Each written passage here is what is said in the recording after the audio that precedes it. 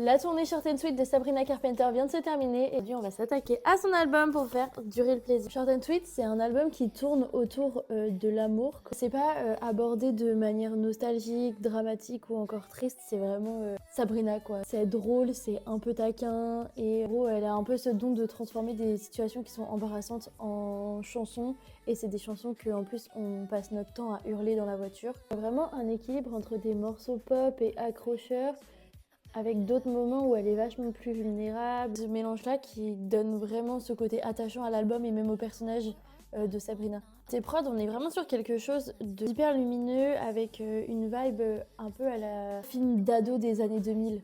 T'as des refrains hyper catchy, t'as une vibe hyper girly, genre forcément tu peux que te sentir concerné par Short and Sweet. J'aime trop cet univers parce que c'est un univers qui est hyper pastel, hyper glam. Ce qui est trop cool dans cet album-là, c'est vraiment créer une image et qu'elle en joue. L'album il est assumé, il est fun. En vrai, Short and Sweet, c'est vraiment le genre d'album pop. J'avais besoin déjà l'été dernier, notamment avec le tube Espresso qui, pour moi, est le son de l'année 2024.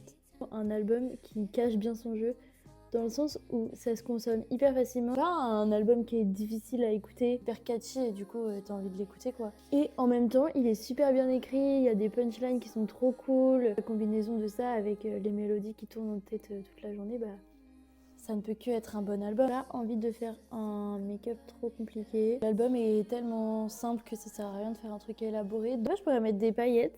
Je sais pas si j'en ai des biens. Attendez, on peut mettre des paillettes hein. Ouais, c'est pas mal. Comme ça, c'est pas mal. Je suis contente qu'il y a des paillettes. Dans Short and Sweet, il y a une version classique et il y a la version deluxe qui est sortie 6 mois après, je crois. Et là, pour le coup, la version deluxe, parce que je trouve que les chansons, elles complètent vraiment celles qui sont déjà dans... Je les aurais pas vues dans un album différent parce que je me serais dit qu'elle avait fait un Short and Sweet bis. Je me dire, oh non, mais ça, c'est trop pour ma personne, ça.